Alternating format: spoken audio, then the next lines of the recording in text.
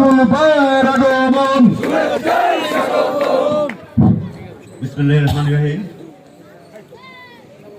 আজকে 7 নং রায়পুর ইউনিয়নে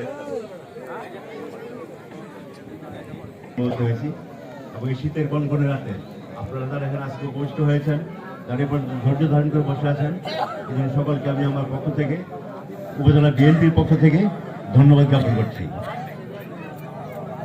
সংগ্রামী সাথী বন্ধুরা, আজকে আমাদের সামনে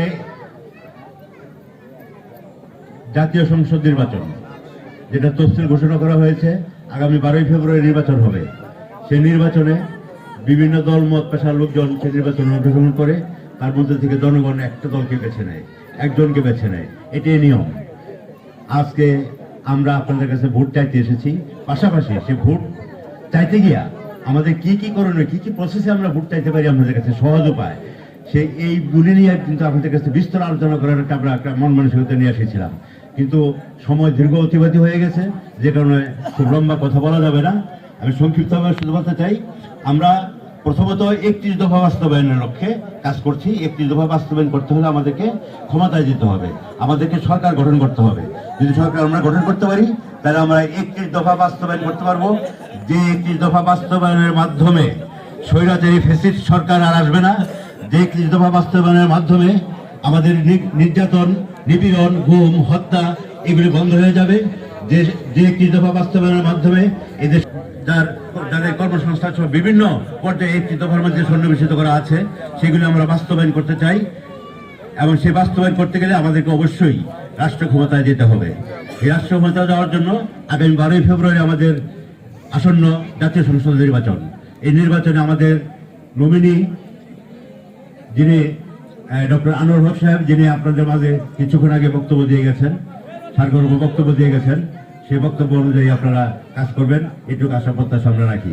তবে আমাদের একটা কথা, আমাদের ভারপ্রাপ্ত চেয়ারম্যান তারুণ্যের প্রতীক জনাব তারেক রহমান সাহেব, উনি কিন্তু বারবার একটা কথা বলছেন, সেটা হলো আগামী নির্বাচন খুব সহজ না।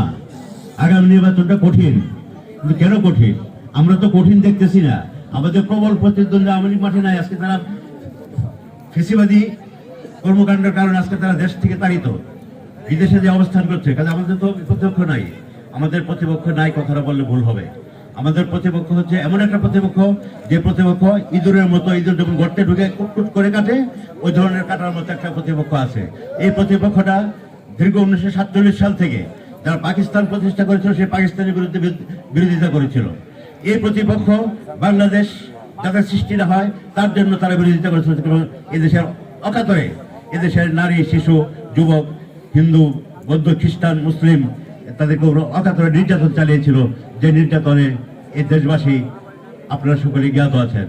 যার পরিপ্রেক্ষিতে আপনারা জানেন 1971 সালের একটা জাতি যখন বিমর্ষ, জাতি যখন দিশাহীন, ঠিক সেই মুহূর্তে জেনারেল জিয়াউর রহমান স্বাধীনতার ঘোষণা দিয়েছেন এবং আমরা পাকিস্তান থেকে বয়কট করলাম এবং বাংলাদেশের পক্ষে আমরা যুদ্ধ ঘোষণা করলাম। এই জিয়াউর রহমানের দল হচ্ছে, প্রতিষ্ঠিত দল হচ্ছে বাংলাদেশ জাতীয়তাবাদী দল।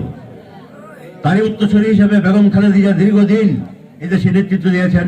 গণতন্ত্রকামী এই মহিলা জীবনে অনেক কষ্ট করেছেন, অনেক ত্যাগ স্বীকার করেছেন, নিজের ছেলেদের কাছ থেকে দূরে রয়েছেন এবং নিজের ছেলের মৃত্যুর সময় উনি কাছে থাকতে পারেন নাই। কাজেই ওনার যে দান, ওনার নিজস্ব বাসাবাড়ি যেটা ছিল, সে বাসাবাড়ি থেকে উচ্ছেদ হয়েছেন। একটা মিথ্যা মামলা ষড়যন্ত্রমূলকভাবে ওনাকে কারারুদ্ধ করা হয়েছে। সে কারারুদ্ধ করে স্লো পয়জনিং নামে বিষ প্রয়োগ করা হয়েছে, যে বিষের প্রতিক্রিয়া এখন চলছে। আজকে উনি মুমূর্ষ অবস্থা আছেন। তার সুস্বাস্থ্য কামনা করে এবং তার দীর্ঘায়ু কামনা করে এবং তার সুস্থতা কামনা করে আমরা আল্লাহর কাছে ফরিয়াদ করব, উনি যেন সঠিকভাবে, সুন্দরভাবে সুস্থ হয়ে আবার আমাদের মধ্যে ফিরে আসেন, এই দেশকে সঠিক নেতৃত্ব দেওয়ার মতো উনি প্রয়াস পান। সংগ্রামী সাথী বন্ধুরা, আমি বিশ্বাস করি আজকে এখানে যারা আছেন তারা বিএনপির কর্মী, সমর্থক এবং আমাদের শুভাযোদ্ধায়ী। আপনাদের কাছে আমাদের আকুল আবেদন থাকবে। আমি একটু আগে যে কথাটা বলেছিলাম, নির্বাচনটা কঠিন। এই কঠিন নির্বাচনকে আমাদের পার পাইতে হলে আমাদের একটা কাজ করতে হবে। কি কাজটা করতে হবে? যে শক্তিটা ইঁদুরের মতো কুটকুট করে কাটছে, আমি আশ্চর্য হয়ে গেছি। আমি আজকে আপনাদের এখানে আসার সময় এক বাড়ির সামনে দিয়ে যখন আসি, তখন একটা ছেলে বলতেছে আমার মাকে জামাতের সদস্য করছে। কিভাবে করলো?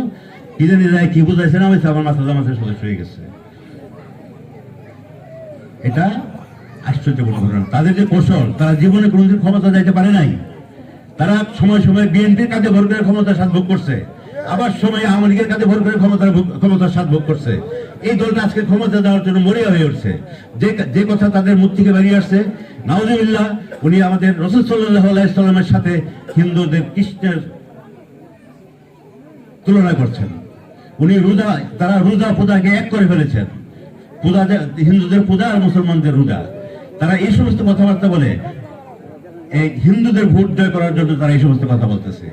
আর কি বলতেছে, আজকে আমরা বারবার বলতেছি যে মহিলা